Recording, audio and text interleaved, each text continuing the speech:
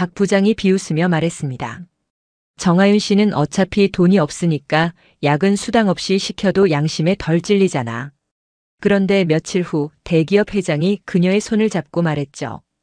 당신은 내 아들의 약혼녀이자 우리 그룹의 미래입니다. 오늘의 사연 시작하겠습니다. 다 들어보신 후 괜찮으셨다면 잘 들었다라는 댓글 하나 정도 남겨주실 거죠? 그럼 시작하겠습니다. 정하윤은 낡은 사무용 의자에 앉아 급여 명세서를 바라보고 있었습니다. 세전 180만 원이라는 숫자가 선명하게 찍혀 있었죠. 세금 떼고 4대 보험 떼고 나면 실수령액은 고작 150만 원 남짓이었어요. 하윤은 작은 수첩을 꺼내 이번 달 지출을 계산하기 시작했습니다. 월세 50만 원, 관리비 8만 원, 통신비 5만 원, 교통비 10만 원, 식비를 최대한 아껴도 40만 원은 나가더라고요. 공과금까지 합치면 딱 30만 원이 남는 거였습니다. 하윤은 그 30만 원이 든 봉투를 가방 깊숙한 곳에 넣으며 한숨을 내쉬었습니다. 이게 바로 자신의 비상금이자 희망이었거든요. 만약 갑자기 아프거나 예상치 못한 일이 생기면 이 돈으로 버텨야 했습니다. 그녀는 29살의 나이에도 불구하고 여전히 계약직 신분이었죠. 정규직 전환은 언제나 다음 분기로 미뤄지고 있었습니다. 사무실 안을 둘러보니 동료들은 저마다 바쁘게 움직이고 있었습니다.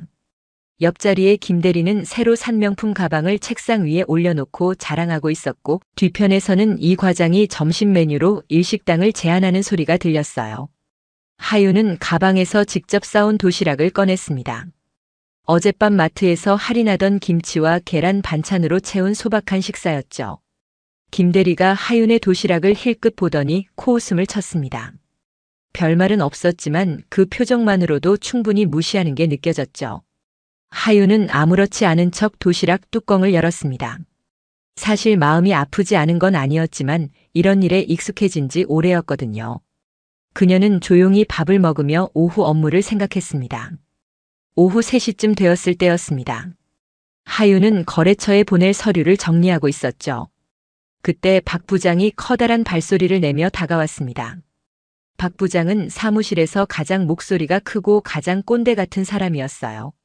48살의 나이에도 불구하고 여전히 부장 자리에 머물러 있는 이유는 누구나 알고 있었습니다. 능력보다는 회사 내 정치질로 버티고 있었거든요. 박 부장은 하윤의 책상 앞에 서서 팔짱을 꼈습니다. 그리고는 턱으로 하윤의 낡은 가방을 가리키며 말했죠.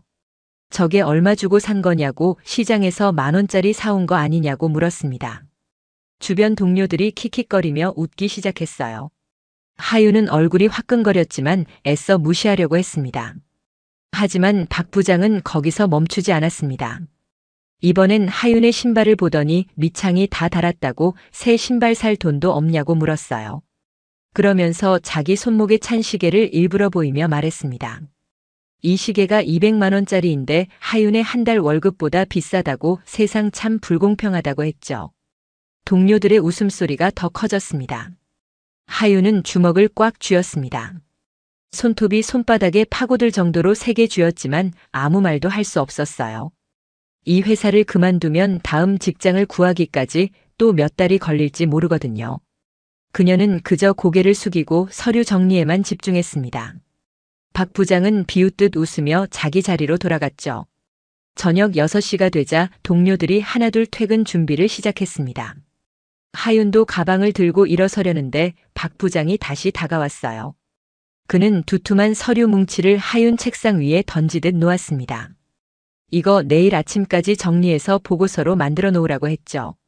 하윤이 당황해서 물었습니다. 내일 아침까지라니, 이건 최소 3시간은 걸리는 작업인데 왜 지금 주는 거냐고 물었어요. 박 부장은 빙그레 웃으며 대답했습니다. 다른 직원들한테는 야근 수당 주기 아까워서 못 시킨다고. 그런데 하윤은 어차피 돈이 없으니까 야근 수당 없이 시켜도 양심에 덜 찔린다고 했어요. 그 말에 하윤은 숨이 막혔습니다. 이게 사람이 할 소리인가 싶었죠. 하지만 박 부장은 이미 가방을 들고 나가버렸습니다. 사무실에는 하윤 혼자만 남았습니다. 형광등 불빛 아래서 그녀는 서류를 펼쳤죠. 눈물이 핑 돌았지만 참았습니다. 울어봤자 달라지는 건 없으니까요. 하윤은 키보드를 두드리기 시작했습니다. 손가락이 빠르게 움직였지만 마음은 무거웠어요. 이런 모욕을 당하면서까지 이 회사에 다녀야 하나 하는 생각이 들었지만 당장 그만둘 용기는 없었습니다. 시계를 보니 밤 9시가 넘어 있었습니다. 하윤은 겨우 보고서를 완성했죠. 어깨가 결리고 눈이 뻑뻑했습니다. 그녀는 컴퓨터를 끄고 천천히 일어섰어요. 텅 빈 사무실이 유난히 을씨년스럽게 느껴졌습니다. 하윤은 가방을 들고 사무실 문을 열었죠. 복도에는 청소하시는 아주머니만 계셨습니다. 건물을 나서니 차가운 바람이 얼굴을 스쳤습니다. 11월 초의 밤 공기는 제법 쌀쌀했죠. 하윤은 얇은 코트깃을 세우며 걷기 시작했습니다. 버스 정류장까지는 10분 정도 걸어야 했어요. 거리는 조용했고 가로등 불빛만이 어둠을 밝히고 있었습니다. 발걸음을 옮기는 하윤의 마음속에는 여러 생각이 교차했습니다. 오늘 당한 모욕도 억울했지만 무엇보다 자신의 처지가 한심하게 느껴졌거든요. 언제까지 이렇게 살아야 할까? 언제쯤 당당하게 살 수 있을까? 그런 생각들이 머릿속을 맴돌았습니다. 하윤은 버스 정류장을 지나쳐 걷고 있었습니다. 집까지 가는 버스비조차 아까워서였죠. 20분만 더 걸으면 집에 도착할 수 있었거든요. 한 달에 버스비만 아껴도 10,000원은 더 모을 수 있었습니다. 그녀에게 10,000원은 결코 작은 돈이 아니었어요. 가로등 불빛이 길게 늘어진 그림자를 만들어냈습니다. 하윤의 발소리만이 고요한 밤거리에 울려 퍼졌죠. 11월의 찬바람이 옷깃 사이로 파고 들어왔습니다. 하윤은 어깨를 움츠리며 더 빠르게 걸었어요. 빨리 집에 가서 따뜻한 물이라도 한 잔 마시고 싶었습니다. 그때였습니다. 병원 앞 골목길에서 이상한 소리가 들려왔어요. 신음 소리 같기도 하고 기침 소리 같기도 한 희미한 소리였습니다. 하윤은 걸음을 멈추고 귀를 기울였죠. 분명히 누군가 고통스러워하는 소리였습니다. 그녀는 망설이다가 소리가 나는 쪽으로 발걸음을 옮겼어요. 골목 안쪽 벽에 기댄 채 주저앉아 있는 노인이 보였습니다. 70대쯤 되어 보이는 노인은 낡고 때 묻은 작업복 차림이었죠.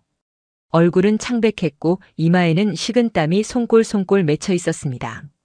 노인은 가슴을 움켜쥔 채 거친 숨을 몰아쉬고 있었어요. 하윤은 재빨리 노인에게 다가갔습니다. 어르신 괜찮으세요? 어디 아프세요? 그녀가 물었지만 노인은 제대로 대답하지 못했어요. 그저 가슴만 움켜쥔 채 고통스러운 표정을 지을 뿐이었습니다. 하윤은 당황해서 주변을 둘러봤죠. 마침 골목 입구 쪽에서 2명의 행인이 지나가고 있었습니다.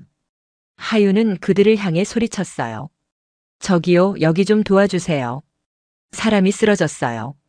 하지만 두 사람은 잠깐 이쪽을 쳐다보더니 고개를 돌리고 지나쳐버렸습니다. 노인의 낡은 옷차림을 보고는 노숙자련이 생각한 모양이었죠. 하윤은 다급하게 핸드폰을 꺼내 119에 전화를 걸었습니다. 구급대원과 통화하면서 노인의 상태를 설명했어요. 의식은 있지만 매우 고통스러워하고 있고 가슴을 계속 움켜쥐고 있다고 말했습니다. 구급대원은 곧 도착할 테니 노인을 눕히지 말고 편한 자세로 있게 하라고 했죠. 하윤은 노인 곁에 무릎을 꿇고 앉았습니다. 어르신, 조금만 참으세요.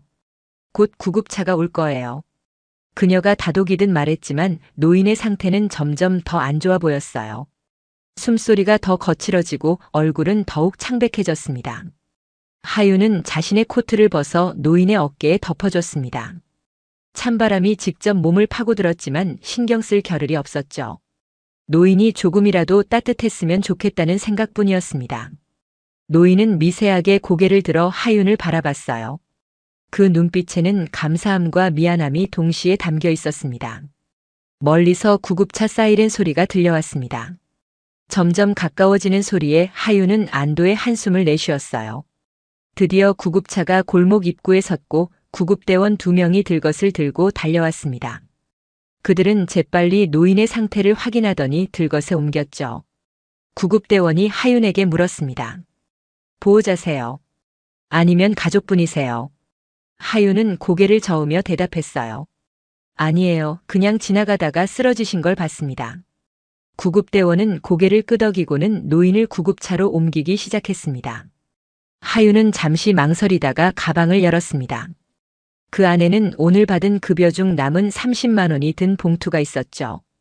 그녀는 그 봉투를 꺼내 노인의 작업복 주머니에 조용히 넣었습니다. 구급대원들은 서둘러 움직이느라 그 모습을 보지 못했어요. 하윤은 작은 목소리로 중얼거렸습니다. 어르신 깨어나시면 이 돈으로 따뜻한 식사하세요. 그리고 꼭 건강하세요. 노인은 눈을 지그시 감았다가 떴어요. 그 순간 노인의 입가에 희미한 미소가 번졌습니다. 마치 하윤의 마음을 다 알아챈 듯한 표정이었죠. 구급차 문이 닫히고 사이렌을 울리며 멀어져 갔습니다. 하윤은 그 자리에 멍하니 서서 구급차가 사라지는 걸 바라봤어요. 이제야 자신이 뭘 한 건지 실감이 났습니다. 전 재산 30만 원을 낯선 노인에게 준 거였죠. 하윤은 텅 빈 가방을 들고 터벅터벅 걷기 시작했습니다. 이제 정말 한 푼도 없었어요. 다음 급여일까지 한 달을 어떻게 버틸지 막막했습니다. 하지만 이상하게도 후회는 되지 않았죠. 오히려 마음 한구석이 따뜻해지는 느낌이었습니다. 집에 도착한 하윤은 현관문을 열고 좁은 원룸 안으로 들어갔습니다. 냉장고를 열어보니 달랑 계란 3개와 김치 1통이 전부였어요. 한 달을 이걸로 버텨야 했습니다. 하윤은 한숨을 쉬며 냉장고 문을 닫았죠. 침대에 누운 하윤은 천장을 바라봤습니다. 오늘 하루가 주마등처럼 스쳐 지나갔어요. 박 부장의 모욕, 야근, 그리고 쓰러진 노인. 그녀는 자신이 옳은 일을 했다고 생각했습니다. 비록 앞으로의 한 달이 힘들겠지만 누군가의 생명을 구하는데 도움이 됐다면 그걸로 충분했죠. 하윤은 눈을 감았습니다. 내일 또 출근해서 박 부장의 얼굴을 봐야 한다는 게 우울했지만 어쩔 수 없었어요. 살아가기 위해서는 참아야 했습니다. 그녀는 그렇게 스스로를 다독이며 잠에 빠져들었습니다. 사흘이 지났습니다. 하윤은 점심시간마다 냉장고에 있던 계란으로 간단히 끼니를 때우고 있었어요. 동료들이 맛있는 식당 이야기를 할 때마다 배에서 꼬르륵 소리가 났지만 애써 모르는 척했습니다. 30만 원을 쓴 후로 정말 한 푼도 남지 않았거든요. 박 부장은 여전했습니다. 오히려 더 심해졌다고 해야 할까요? 그는 하윤에게만 유독 잔심부름을 시켰어요. 커피 타오라는 건 기본이고 자기 책상 정리까지 시켰습니다. 하윤은 참았습니다. 입술을 깨물고 또 참았죠. 그날 오후였습니다. 하윤이 서류를 복사하고 있을 때 사무실 문이 열렸어요. 정장을 말끔하게 차려입은 중년 남성이 들어왔습니다. 그는 주변을 둘러보더니 직원 한 명에게 뭔가를 물었죠. 그 직원이 하윤을 가리켰고 남성은 천천히 하윤에게 다가왔습니다. 남성이 공손하게 인사를 했습니다. 정하윤 씨 맞으시죠? 하윤은 고개를 끄덕였어요. 남성은 주머니에서 명함을 꺼내 건넸습니다. 명함에는 선율그룹 비서실장이라는 직함이 찍혀 있었죠. 하윤은 깜짝 놀라 남성을 쳐다봤습니다. 선율그룹이라면 국내 10대 기업 중 하나였습니다. 그런 대기업의 비서실장이 왜 이런 작은 중소기업까지 찾아온 걸까요? 하윤은 당황스러웠지만 최대한 침착하게 물었습니다. 무슨 일로 저를 찾으신 건가요? 비서실장은 미소를 지으며 대답했습니다. 회장님께서 정하윤 씨를 뵙고 싶어 하십니다. 지금 시간이 되신다면 함께 본사로 가주시겠습니까? 하윤은 더욱 혼란스러워졌어요. 회장이라니 대체 무슨 일로 자신을 만나려는 걸까요? 사무실 안의 모든 직원들이 이쪽을 쳐다보고 있었습니다. 수군거리는 소리가 들렸죠. 저 사람 무슨 일 벌인 거 아냐? 설마 회사에 손해라도 끼친 건가? 박 부장이 자리에서 벌떡 일어나 다가왔습니다. 박 부장은 비서실장을 보더니 어색하게 웃으며 물었습니다. 선율그룹이라고 하셨는데 정하윤 씨가 무슨 잘못이라도 한 건가요? 비서실장은 차갑게 박 부장을 쳐다봤어요. 그리고는 대답 대신 하윤만 바라봤습니다. 하윤은 어쩔 수 없이 고개를 끄덕였습니다. 알겠습니다. 가보겠습니다. 비서실장은 만족스럽다는 듯 미소를 지었죠. 하윤은 가방을 챙기고 비서실장을 따라 사무실을 나섰습니다. 뒤에서 동료들의 웅성거림이 들렸지만 신경 쓸 여유가 없었어요. 건물 앞에는 고급 세단이 대기하고 있었습니다. 운전기사가 차 문을 열어줬고 하윤은 조심스럽게 뒷좌석에 올라탔죠. 비서실장도 함께 탔습니다. 차는 부드럽게 출발했어요. 하윤은 창밖을 바라보며 머릿속이 복잡해졌습니다. 비서실장은 차 안에서 말이 없었습니다. 다만 가끔 하윤을 힐끗힐끗 쳐다볼 뿐이었죠. 그 시선이 부담스러웠지만 하윤은 애써 모른 척했습니다. 대체 무슨 일이 벌어지고 있는 건지 전혀 알 수 없었거든요. 30분쯤 달렸을까요? 차는 거대한 빌딩 앞에 멈췄습니다. 선율그룹 본사였어요. 유리로 된 외벽이 햇빛을 반사하며 눈부시게 빛났습니다. 하윤은 이런 건물에 들어가 본 적이 없었죠. 긴장감이 온몸을 감쌌습니다. 비서실장이 앞장서서 걸었고 하윤은 그 뒤를 따랐습니다. 로비를 지나 전용 엘리베이터를 탔어요. 비서실장이 카드를 찍자 최상층 버튼이 눌렸습니다. 엘리베이터는 빠르게 상승했죠. 하윤의 심장도 덩달아 빠르게 뛰었습니다. 엘리베이터 문이 열리자 넓은 복도가 나타났습니다. 고급스러운 인테리어에 은은한 조명이 켜져 있었어요. 복도 끝에는 큰 문이 하나 있었습니다. 비서실장이 그 문을 두드렸죠. 안에서 들어오라는 목소리가 들렸습니다. 문이 열리자 거대한 회장실이 펼쳐졌습니다. 넓은 창문 너머로 서울 시내가 한눈에 보였어요. 그리고 책상 앞에는 한 명의 노인이 앉아 있었습니다. 하윤은 그 노인을 보는 순간 숨이 멎었죠. 사흘 전 병원 앞 골목에서 쓰러져 있던 바로 그 노인이었습니다. 낡은 작업복 대신 고급스러운 정장을 입고 있었지만 얼굴은 분명히 그 노인이었어요. 하윤은 입을 다물지 못하고 그 자리에 굳어버렸습니다. 노인은 자리에서 일어나 하윤에게 다가왔습니다. 그리고는 깊게 고개를 숙이며 말했어요. 정하윤 씨, 그날 저를 구해주셔서 정말 감사합니다. 하윤은 황급히 손을 저었습니다. 아니에요, 당연한 일을 했을 뿐이에요. 노인은 고개를 들고 하윤을 바라봤습니다. 그 눈빛에는 깊은 감동과 존경이 담겨 있었죠. 아니에요, 당연한 일이 아닙니다. 요즘 세상에 낯선 사람, 그것도 노숙자처럼 보이는 사람을 위해 전 재산을 내놓는 사람이 어디 있겠습니까? 하윤은 얼굴이 붉어졌습니다. 그건 그냥 제가 하고 싶어서 한 일이에요. 노인은 고개를 저었습니다. 바로 그 마음이 귀한 겁니다. 내가 평생 사업을 하면서 수많은 사람을 봤지만 정하윤 씨 같은 사람은 처음이에요. 노인은 하윤의 손을 잡았습니다. 따뜻한 온기가 전해졌죠. 나는 선율그룹의 창립 회장 한선율입니다. 하윤은 다시 한번 놀랐어요. 한선율 회장이라면 재계에서 전설적인 인물이었거든요. 그런 사람이 왜 낡은 작업복을 입고 병원 앞 골목에 있었던 걸까요? 한선율 회장은 하윤의 궁금증을 알아챈 듯 설명을 시작했습니다. 나는 평소 세상 사람들의 진심을 확인하기 위해 가끔 신분을 위장합니다. 돈과 권력으로 포장된 가면이 아닌 사람의 진짜 마음을 보고 싶었거든요. 한선율 회장은 창가로 걸어가 서울 시내를 내려다봤습니다. 그날 밤 나는 정말 가슴이 아팠어요. 협심증 증상이 갑자기 찾아왔죠. 하윤은 조심스럽게 물었습니다. 그런데 왜 구급차를 부르지 않으셨어요? 회장님이시면 언제든 도움을 받으실 수 있었을 텐데요. 한선율 회장은 쓸쓸하게 웃었습니다. 바로 그걸 확인하고 싶었어요. 낡은 옷을 입은 노인이 길에서 쓰러졌을 때 사람들이 어떻게 반응하는지 말이죠. 결과는 충격적이었습니다. 수십 명이 지나갔지만 아무도 멈추지 않았어요. 심지어 노숙자라고 손가락질하며 비웃는 사람도 있었죠. 하윤은 그날 밤의 광경이 떠올랐습니다. 분명히 많은 사람들이 지나갔지만 아무도 신경 쓰지 않았었죠. 회장이 계속 말을 이었습니다. 그런데 정하윤 씨는 달랐어요. 당신은 망설임 없이 119에 신고했고 내 곁에 무릎 꿇고 앉아 위로해줬습니다. 그것도 모자라 자신의 코트까지 벗어줬죠. 하윤은 고개를 저었습니다. 그건 누구나 할 수 있는 일이에요. 하지만 회장은 고개를 저으며 말했습니다. 아니에요. 구급차가 떠난 후 내 주머니를 확인했을 때 얼마나 놀랐는지 아십니까? 30만 원이 든 봉투가 들어있더군요. 회장은 그 봉투를 책상 서랍에서 꺼냈습니다. 하윤이 넣어줬던 바로 그 봉투였죠.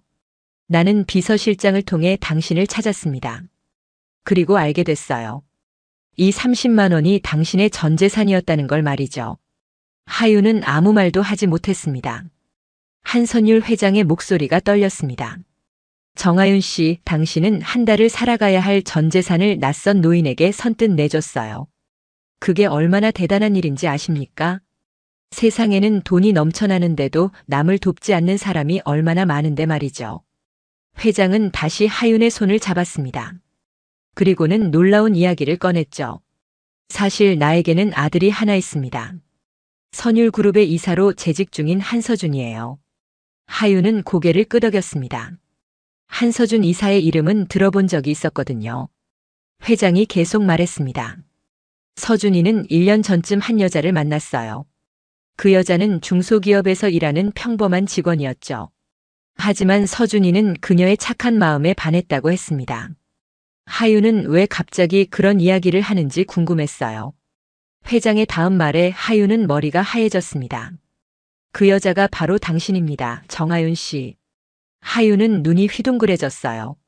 무슨 말씀이세요? 저는 한서준 이사님을 만난 적이 없는데요. 한선율 회장은 미소를 지었습니다. 그건 당신이 모르고 있었을 뿐이에요. 서준이는 당신이 부담스러워할까봐 자신의 신분을 숨겼거든요. 하윤은 혼란스러웠습니다. 대체 무슨 소리인지 이해할 수 없었죠. 그때 회장실 문이 열렸습니다. 깔끔한 정장을 입은 30대 남성이 들어왔어요. 하윤은 그 얼굴을 보자마자 숨이 멎었습니다. 그 남자는 1년 전 버스 정류장에서 처음 만났던 그 사람이었거든요. 당시 하윤은 퇴근길에 버스를 기다리고 있었습니다. 갑자기 소나기가 쏟아졌고 우산이 없던 하윤은 비를 맞고 있었죠. 그때 누군가 우산을 씌워준 게 바로 그 남자였어요. 남자는 자신을 한준호라고 소개했고 그날부터 둘은 가끔 연락하며 지냈습니다. 한준호는 중소기업에서 일한다고 했었습니다. 특별히 잘 사는 것 같지도 않았고 항상 소박한 차림이었죠. 하윤은 그런 그에게서 편안함을 느꼈어요. 둘은 천천히 가까워졌고 몇 달 전부터는 연인 사이가 됐습니다. 한서준이 하윤에게 다가와 미안하다는 표정을 지었습니다. 하윤아, 놀랐지? 미안해. 진작 말했어야 했는데. 하윤은 그제야 모든 게 이해됐어요. 한준호가 바로 한서준이었던 거죠. 선율그룹 회장의 아들이자 이사였던 겁니다. 하윤은 뒷걸음질 쳤습니다. 왜 저한테 거짓말을 한 거예요? 한서준은 고개를 숙였습니다. 거짓말을 한 게 아니라 숨긴 거야. 너에게 내 신분을 밝히면 너는 부담스러워할 게 뻔했거든. 나는 내가 나라는 사람 자체를 봐주길 원했어. 한선율 회장이 끼어들었습니다. 서준이는 당신을 정말 아낍니다. 그리고 당신이 우리 서준이와 결혼을 하겠다면 당신을 우리 집 며느리 인정해요. 하윤은 더욱 당황했죠. 며느리라니 이게 대체 무슨 상황인가요? 회장은 진지한 표정으로 말했습니다. 나는 평생 사람의 진심을 중요하게 여겼어요. 돈이나 권력이 아니라 마음이 아름다운 사람과 함께하고 싶었죠. 당신은 그 모든 조건을 갖췄습니다. 전 재산을 낯선 노인에게 줄 수 있는 그 마음이 바로 우리 가족에게 필요한 거예요. 하윤은 눈물이 핑 돌았습니다. 저는 그냥 평범한 사람이에요. 대기업 회장님의 며느리가 될 자격이 없어요.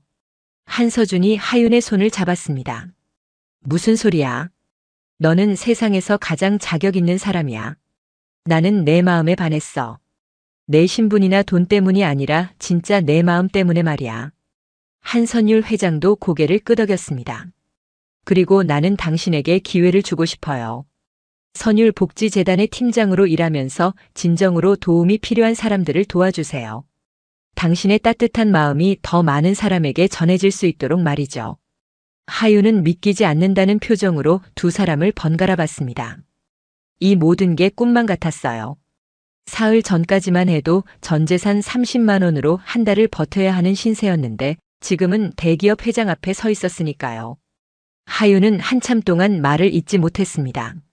머릿속이 너무 복잡했거든요. 한서준은 하윤의 어깨를 가만히 두드려줬어요. 천천히 생각해. 나는 내가 편한 선택을 했으면 좋겠어. 하윤은 고개를 들어 한서준을 바라봤습니다. 그 눈빛에는 진심이 담겨 있었습니다. 거짓이나 계산이 아니라 순수한 마음이 느껴졌죠. 하윤은 천천히 입을 열었어요. 저는 정말 아무것도 가진 게 없어요. 명품 가방도 없고 비싼 옷도 없고 그저 하루하루 살아가는 게 전부였어요. 한선율 회장이 따뜻하게 웃었습니다. 바로 그게 당신의 가치입니다. 가진 게 없으면서도 남을 도울 수 있는 마음, 그게 진짜 부자의 마음이에요. 나는 평생 돈을 벌어왔지만 당신처럼 순수한 마음을 가진 사람은 만나기 어려웠습니다. 비서실장이 조용히 다가와 서류 한 장을 내밀었습니다. 회장님, 박 부장 건에 대한 조사 보고서입니다. 한선율 회장은 서류를 받아 훑어봤어요. 그리고는 눈살을 찌푸렸습니다. 이 정도였군요. 하윤이 조심스럽게 물었습니다. 박 부장이요? 회장이 고개를 끄덕였죠. 당신이 다니는 회사에 대해 조사를 했어요. 박 부장이라는 사람이 당신에게 어떤 짓을 했는지 다 알게 됐습니다. 하윤은 얼굴이 굳었어요. 한선율 회장은 서류를 내려놓으며 말했습니다. 그 사람은 당신을 돈이 없다는 이유만으로 모욕했고 부당한 야근을 시켰더군요. 게다가 다른 직원들 앞에서 인격을 짓밟았어요. 이건 명백한 직장 내 괴롭힘입니다. 하윤은 아무 말도 할 수 없었습니다. 그동안 참아왔던 일들이 떠올랐거든요. 박 부장의 비웃음, 동료들의 냉소, 그 모든 게 가슴 한쪽을 짓눌렀죠. 한서준이 하윤의 손을 꼭 잡아줬습니다. 이제 괜찮아. 더 이상 그런 일은 없을 거야. 한선율 회장이 비서실장에게 지시했습니다. 정하윤 씨는 오늘부로 선율복지재단 팀장으로 발령합니다. 그리고 그 회사에 대해서는 우리 그룹 차원에서 진상조사를 시작하세요. 특히 박 부장의 행태에 대해서는 철저히 파악하고요. 비서실장이 고개를 숙였습니다. 알겠습니다, 회장님. 즉시 조치하겠습니다. 하윤은 이 모든 상황이 실감나지 않았어요. 불과 몇 시간 전까지만 해도 계란으로 끼니를 때우던 계약직 직원이었는데 지금은 대기업 복지재단 팀장이 된 거니까요. 회장이 하윤에게 따뜻하게 말했습니다. 오늘은 이만 돌아가세요. 내일 정식으로 발령 통지를 받게 될 겁니다. 그리고 앞으로는 서준이가 당신을 잘 챙길 거예요. 한서준이 고개를 끄덕이며 미소 지었죠. 하윤은 깊게 고개를 숙였습니다. 감사합니다, 회장님. 저는 이 은혜를 평생 잊지 않을게요. 한선율 회장은 손을 저으며 말했어요. 은혜가 아닙니다.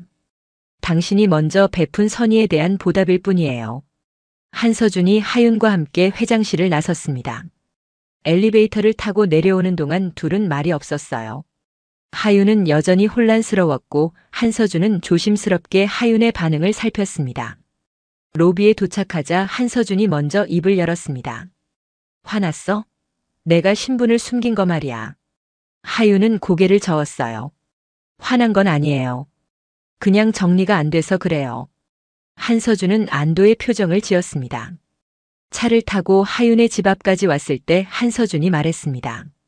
오늘 저녁은 내가 살게. 제대로 된 식사를 하자. 하윤은 처음으로 밝게 웃었어요. 사실 배가 엄청 고팠거든요. 계란만 먹은 지 사흘째였으니까요.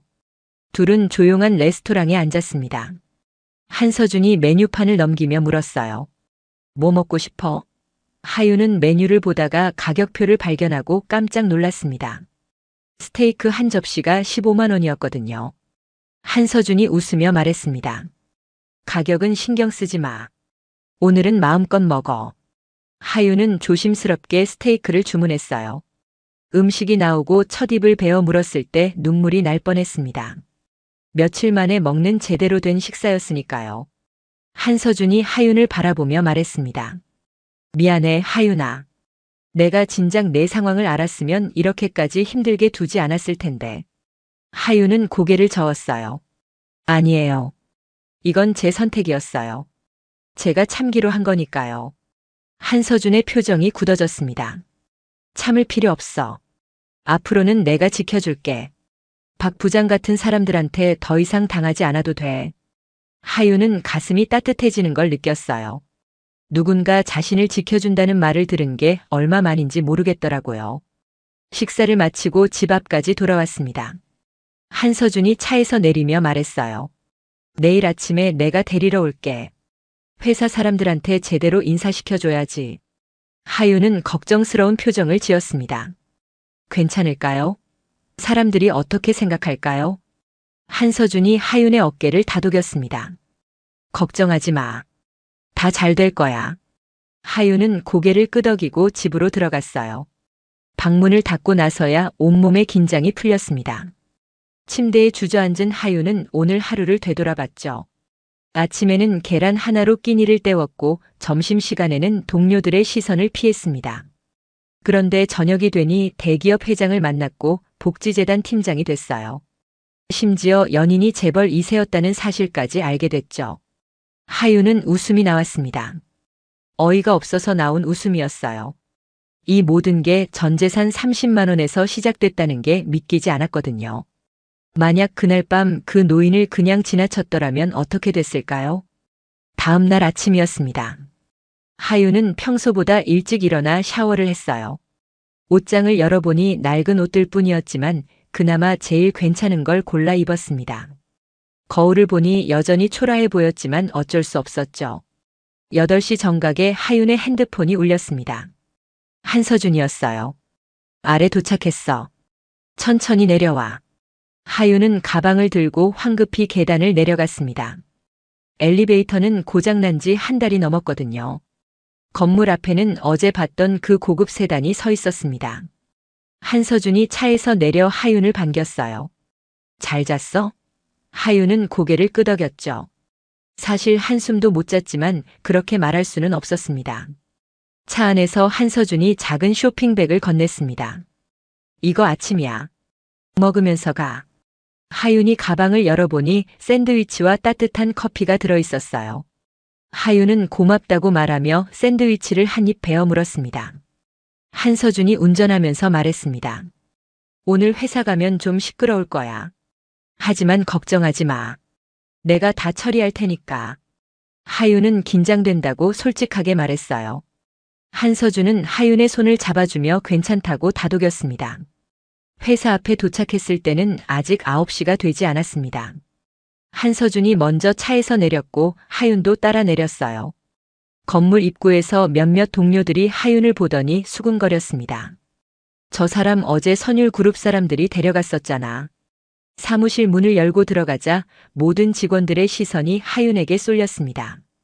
박 부장은 자기 자리에 앉아 있다가 하윤을 보고는 비웃는 표정을 지었어요. 어제 혼났지? 대기업한테 찍혔으니 이제 끝이야.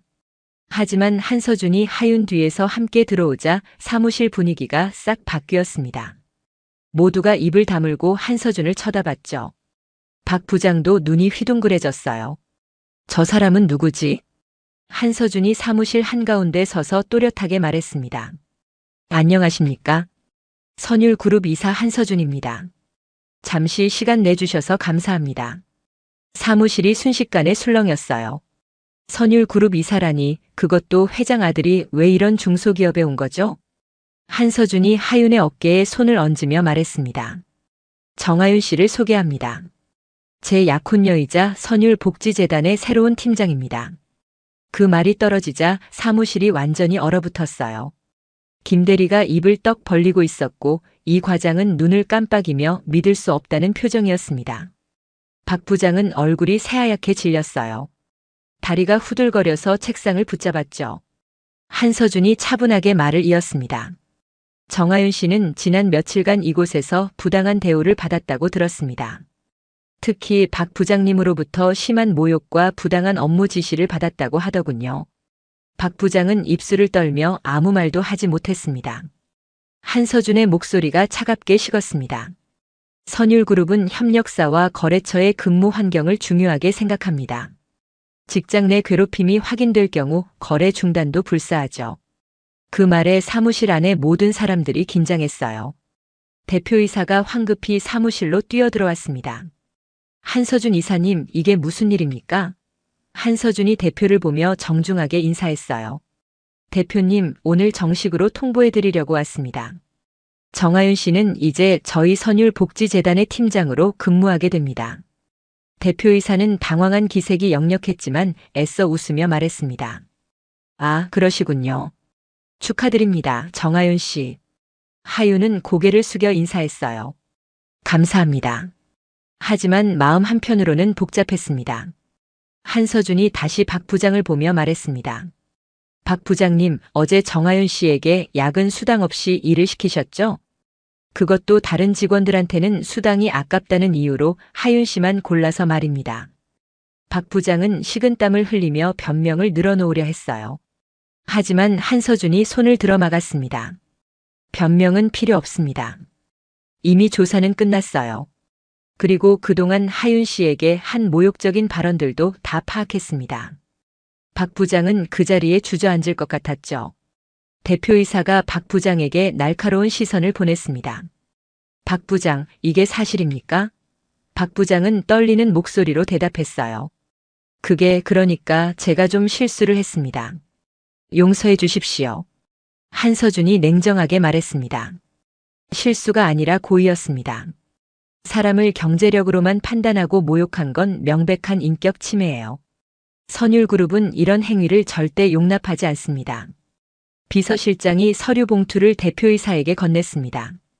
이건 박 부장의 그동안 행적을 정리한 문서입니다.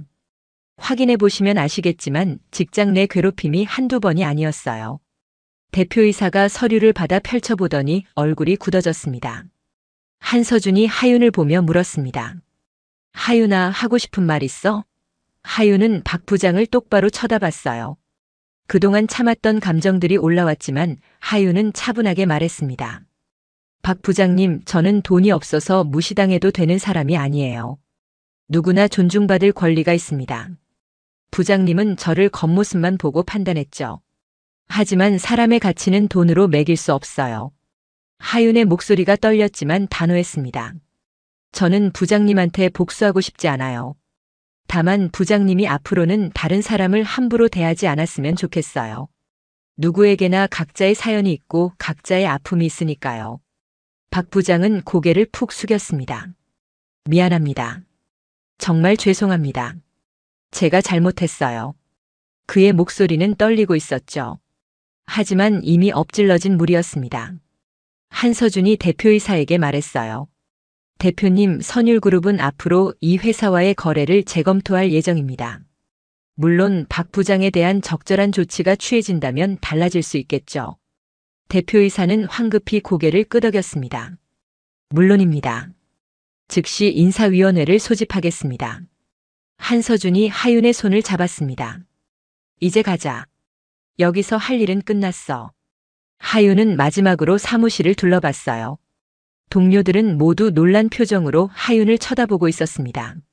하윤과 한서준이 사무실을 나서자 뒤에서 웅성거리는 소리가 들렸습니다. 믿을 수가 없어. 정하윤이 재벌 며느리였다니. 우리가 그동안 얼마나 무시했는데.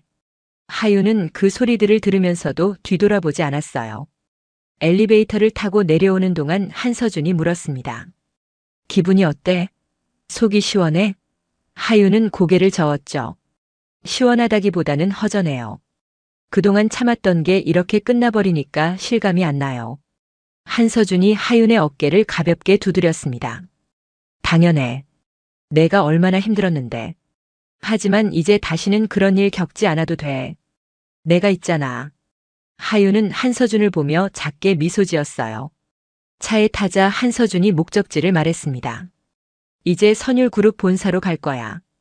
오늘부터 내가 일할 복지재단 사무실을 구경시켜줄게. 하윤은 긴장되면서도 기대되는 마음이었죠. 새로운 시작이 두렵기도 했지만 동시에 설레기도 했습니다. 본사에 도착하니 직원들이 정중하게 인사했습니다. 한서준 이사님 안녕하십니까? 한서준이 하윤을 소개했어요. 이분이 새로 오신 복지재단 팀장 정하윤 씨야. 잘 부탁드려요. 직원들이 하윤에게도 깍듯하게 인사했습니다. 복지재단 사무실은 15층에 있었습니다. 문을 열고 들어가자 넓고 깨끗한 공간이 펼쳐졌어요. 큰 창문으로 햇살이 쏟아져 들어왔고 책상과 의자들은 모두 새 것이었습니다. 하윤이 다니던 회사와는 천지 차이였죠. 한서준이 사무실을 안내하며 설명했습니다. 여기가 팀장실이야. 내 자리는 저쪽 끝이고. 하윤은 팀장실 문을 열어봤어요. 개인 사무실이었습니다. 넓은 책상과 편안해 보이는 의자, 그리고 작은 응접 공간까지 있었죠. 하윤은 믿기지 않는다는 표정으로 한서준을 봤습니다. 이게 다 제 자리예요? 한서준이 웃으며 대답했어요. 당연하지. 팀장이니까. 그리고 여기서 정말 중요한 일들을 하게 될 거야. 아버지가 너한테 큰 기대를 걸고 계시거든. 하윤이 조심스럽게 물었습니다. 제가 잘할 수 있을까요? 저는 이런 일 해본 적이 없는데요. 한서준이 하윤의 손을 잡았어요. 너는 이미 증명했어. 전 재산을 남한테 줄 수 있는 마음을 가진 사람이잖아. 그게 바로 복지재단에서 가장 중요한 자질이야. 그때 사무실 문이 열리며 여러 명의 직원들이 들어왔습니다. 모두 복지재단 팀원들이었어요. 한서준이 하윤을 정식으로 소개했죠. 여러분, 새로운 팀장님이신 정하윤 씨입니다. 앞으로 잘 부탁드립니다. 직원들이 박수를 치며 하윤을 환영했습니다. 하윤은 긴장된 표정으로 인사했어요.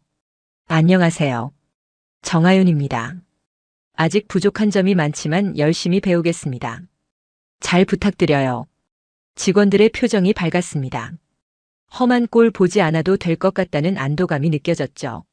한 직원이 다가와 파일을 건넸습니다. 팀장님, 이게 저희가 현재 진행 중인 프로젝트 목록이에요. 하윤이 파일을 받아 펼쳐보니 다양한 복지 사업들이 적혀 있었어요. 독거노인 지원, 한부모 가정 후원, 장학금 사업 등등. 하윤의 눈이 반짝였습니다. 이런 일들을 하는 거예요? 직원이 고개를 끄덕였죠. 네, 맞아요. 선율복지재단은 정말 도움이 필요한 사람들을 찾아서 지원하는 게 목표예요. 하윤은 가슴이 뭉클해졌습니다. 한서준이 하윤을 보며 말했습니다. 내가 그날 아버지한테 했던 것처럼 이제는 더 많은 사람들한테 그런 따뜻함을 줄 수 있어. 그게 바로 이 일의 의미야. 하윤은 고개를 끄덕이며 파일을 꼭 쥐었어요. 점심시간이 되자 한서준이 하윤을 구내식당으로 데려갔습니다. 식당은 호텔 뷔페처럼 넓고 깨끗했어요. 다양한 메뉴들이 진열되어 있었죠. 하윤은 그저 놀랍기만 했습니다. 매일 이런 데서 밥을 먹을 수 있다니. 한서준과 함께 식사하는 동안 여러 직원들이 인사를 하러 왔습니다. 이사님 식사하세요. 새로 오신 팀장님도 안녕하세요. 하윤은 그때마다 정중하게 인사를 받았어요. 여전히 어색했지만 나쁘지 않은 기분이었습니다. 식사를 마치고 다시 사무실로 돌아왔을 때 한선율 회장이 복지재단 사무실을 방문했습니다. 회장님이 오신다는 소식에 직원들이 모두 긴장했죠. 하지만 한선율 회장은 편안한 표정으로 들어왔어요. 회장이 하윤에게 다가와 물었습니다. 사무실은 마음에 드나요? 하윤이 고개를 끄덕이며 대답했어요. 네, 너무 좋아요. 감사합니다. 회장은 만족스럽다는 표정을 지었죠. 회장이 직원들을 둘러보며 말했습니다. 정하윤 팀장은 특별한 분입니다. 그분의 마음이 얼마나 따뜻한지 여러분도 곧 알게 될 거예요. 직원들이 고개를 끄덕이며 하윤을 바라봤어요. 하윤은 얼굴이 빨개져서 고개를 숙였습니다. 회장이 하윤만 따로 불렀습니다. 잠깐 내 방으로 올라올 수 있겠습니까? 하윤은 긴장하며 회장을 따라 최상층으로 올라갔어요. 회장실에 들어가자 회장이 소파를 가리키며 앉으라고 했습니다. 회장이 차를 따라주며 말했습니다. 오늘 아침 그 회사에 다녀왔다면서요? 하윤이 고개를 끄덕였어요. 네, 서준 씨와 함께 갔었어요. 회장이 물었죠. 기분이 어땠나요? 하윤은 잠시 생각하다가 솔직하게 대답했습니다. 속이 시원하다기보다는 안타까웠어요. 박 부장도 나름대로 살아가느라 힘들었을 거라는 생각이 들었거든요. 회장은 고개를 끄덕이며 감탄하는 표정을 지었어요. 회장이 말했습니다. 바로 그 마음이에요. 복수하고 싶은 마음보다 상대를 이해하려는 마음. 그게 진짜 선한 사람의 마음입니다. 내가 당신을 선택한 이유가 바로 그거예요. 하윤이 조심스럽게 물었습니다. 저는 정말 이 일을 잘할 수 있을까요? 경험도 없고 배운 것도 없는데요.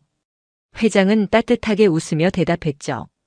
경험은 쌓으면 되고 지식은 배우면 됩니다.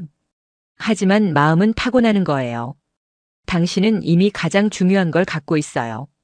회장이 서랍에서 작은 상자를 꺼냈습니다. 그리고 그 안에서 그날의 봉투를 꺼냈어요.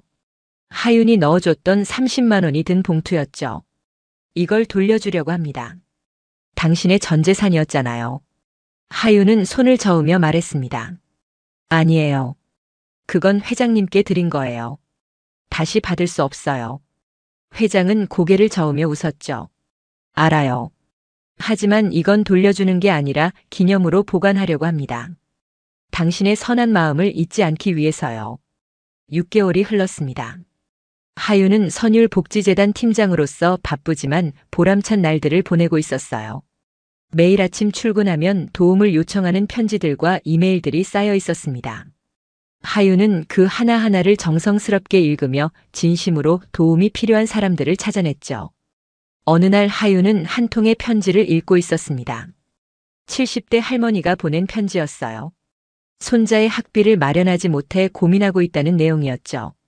하윤은 즉시 담당 직원을 불러 현장 방문을 지시했습니다. 그리고 직접 할머니 댁을 찾아갔어요. 할머니는 좁은 단칸방에서 손자와 함께 살고 있었습니다. 낡은 가구들과 해진 이불이 하윤의 옛 모습을 떠올리게 했죠. 하윤은 할머니의 손을 잡고 말했어요. 할머니, 걱정하지 마세요. 손자분의 학비는 저희 재단에서 지원해 드릴게요. 할머니는 눈물을 흘리며 감사하다고 말했습니다. 하윤은 그 모습을 보며 가슴이 뭉클해졌어요. 불과 6개월 전 자신도 이렇게 힘들게 살았었죠. 그래서 더 이 일이 소중하게 느껴졌습니다. 사무실로 돌아온 하윤은 다른 프로젝트들도 점검했습니다. 독거노인 식사 지원 사업은 순조롭게 진행되고 있었고 한부모 가정 후원 프로그램도 좋은 반응을 얻고 있었어요. 직원들은 하윤의 리더십을 믿고 열심히 따라왔습니다. 퇴근 시간이 되자 한서준이 사무실로 찾아왔습니다. 오늘도 고생했어? 하윤이 미소 지으며 대답했죠. 고생이 아니라 보람이에요. 오늘도 정말 의미 있는 일을 했거든요. 한서준은 하윤의 그런 모습이 자랑스러웠어요. 두 사람은 함께 저녁 식사를 하러 갔습니다. 식당에 앉아 메뉴를 고르는 하윤의 모습은 6개월 전과 많이 달라져 있었어요. 더 이상 가격표를 보며 주눅 들지 않았습니다. 하지만 여전히 검소한 메뉴를 선택하는 습관은 남아 있었죠. 한서준이 웃으며 물었습니다. 너 진짜 달라진 거 하나도 없다. 여전히 제일 싼 거 고르잖아. 하윤이 웃으며 대답했어요. 습관이 되어버렸나 봐요. 그리고 사실 이게 편해요. 한서준은 하윤의 그런 모습이 좋았습니다. 식사를 하던 중 하윤의 핸드폰이 울렸습니다. 모르는 번호였지만 하윤은 받았어요. 여보세요. 전화기 너머에서 낯익은 목소리가 들렸습니다. 정하윤 씨, 저 박민수입니다. 하윤은 잠시 당황했습니다. 박 부장이었어요. 6개월 동안 연락이 없었는데 갑자기 전화를 한 거였죠. 하윤은 조용히 대답했습니다. 네, 무슨 일이세요? 박 부장의 목소리가 떨렸어요. 박 부장이 말했습니다. 그동안 정말 미안했어요. 제가 당신한테 너무 못되게 굴었죠. 사실 저는 지방으로 좌천돼서 지금 작은 지점에서 일하고 있어요. 처음엔 억울하고 화가 났는데 시간이 지나니까 제가 얼마나 잘못했는지 깨달았습니다. 하윤은 조용히 들었습니다. 박 부장이 계속 말했어요. 여기 와서 저보다 어려운 사람들을 많이 봤어요. 그리고 제가 얼마나 교만했는지 알게 됐습니다. 정말 죄송해요. 용서해 주실 수 있을까요? 하윤은 잠시 침묵했다가 대답했습니다.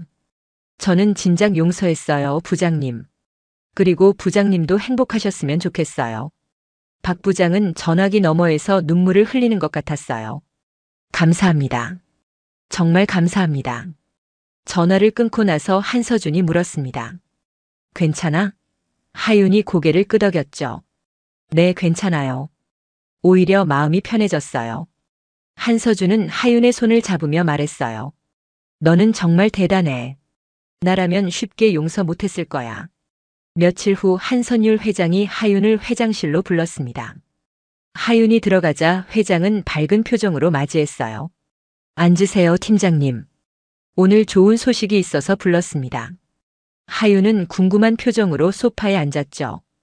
회장이 서류를 건네며 말했습니다. 이번 분기 복지재단 평가에서 당신의 팀이 최우수 평가를 받았어요. 특히 현장 중심의 따뜻한 복지가 높은 점수를 받았죠. 하윤은 놀라며 서류를 받아봤습니다. 회장이 계속 말했어요. 그리고 이사회에서 결정했습니다. 내년부터 복지재단 예산을 2배로 늘리기로요. 당신이 더 많은 사람들을 도울 수 있도록 말이죠. 하윤은 감격해서 눈물이 핑 돌았어요. 회장이 하윤의 어깨를 다독이며 말했습니다. 6개월 전 내가 당신을 선택한 건 최고의 결정이었어요. 당신은 돈이나 권력이 아니라 진심으로 사람을 대하죠. 그게 바로 우리 그룹이 추구하는 가치예요. 하윤이 고개를 숙이며 말했습니다. 감사합니다, 회장님. 저는 그저 제가 받은 은혜를 다른 사람들한테 나눠주고 싶었을 뿐이에요. 회장은 만족스럽게 고개를 끄덕였죠. 그날 저녁 한서준과 하윤은 한강공원을 산책했습니다. 선선한 바람이 불고 있었어요. 한서준이 하윤의 손을 잡으며 물었습니다. 행복해? 하윤은 환하게 웃으며 대답했죠. 네, 정말 행복해요. 한서준이 말했습니다. 6개월 전 그날 밤 내가 아버지를 도와주지 않았다면 우리는 어땠을까? 하윤은 잠시 생각하다가 대답했어요. 아마 저는 여전히 그 회사에서 힘들게 일하고 있었겠죠. 그리고 당신의 진짜 모습도 모른 채 살았을 거예요. 한서준이 하윤을 안으며 말했습니다. 나는 그날 내가 한 선택이 자랑스러워. 전 재산을 잃으면서도 남을 도운 그 마음이 결국 내 인생을 바꿨잖아. 하윤은 한서준의 품에 안겨 고개를 끄덕였어요. 하윤은 한강을 바라보며 생각했습니다. 30만 원으로 시작된 기적 같은 이야기였죠. 그 돈이 없었다면 한 달을 더 편하게 살 수 있었을 거예요. 하지만 그랬다면 지금의 이 모든 것도 없었을 겁니다. 결국 진심은 통한다는 걸 하윤은 배웠습니다. 겉모습이나 재산으로 사람을 판단하면 안 된다는 것도 깨달았죠. 가장 가난했던 순간의 순수한 선의가 그녀의 인생을 가장 풍요롭게 만들었으니까요. 한서준이 하윤의 손을 꼭 잡으며 말했습니다. 우리 결혼하자. 하윤은 놀라서 한서준을 쳐다봤어요. 한서준이 웃으며 계속 말했죠. 아버지도 어머니도 다 찬성하셔. 나도 너랑 평생 함께하고 싶고. 어때? 하윤은 눈물을 흘리며 고개를 끄덕였습니다. 네, 좋아요. 두 사람은 한강의 야경을 배경으로 서로를 껴안았어요. 6개월 전 쓰러진 노인을 도왔던 그 골목길은 여기서 멀지 않은 곳이었습니다. 하윤은 그날 밤을 떠올렸어요. 만약 그냥 지나쳤더라면 어땠을까? 하지만 그러지 않았죠. 그리고 그 선택이 모든 걸 바꿔놓았습니다. 이제 하윤은 더 이상 전 재산 30만 원으로 버티는 가난한 직원이 아니었어요. 하지만 하윤의 마음은 여전히 그때 그 마음 그대로였습니다. 누군가 힘들어하면 외면하지 않고 도움이 필요한 사람이 있으면 손을 내미는 그런 사람이었죠. 그게 바로 하윤이 가진 가장 큰 재산이었습니다. 오늘의 영상은 여기까지입니다. 혹시 끝까지 들어주신 분이 계시다면 구독과 좋아요, 그리고 댓글로 잘 들었어요 라는 한마디면 제게 큰 힘이 됩니다. 감사합니다.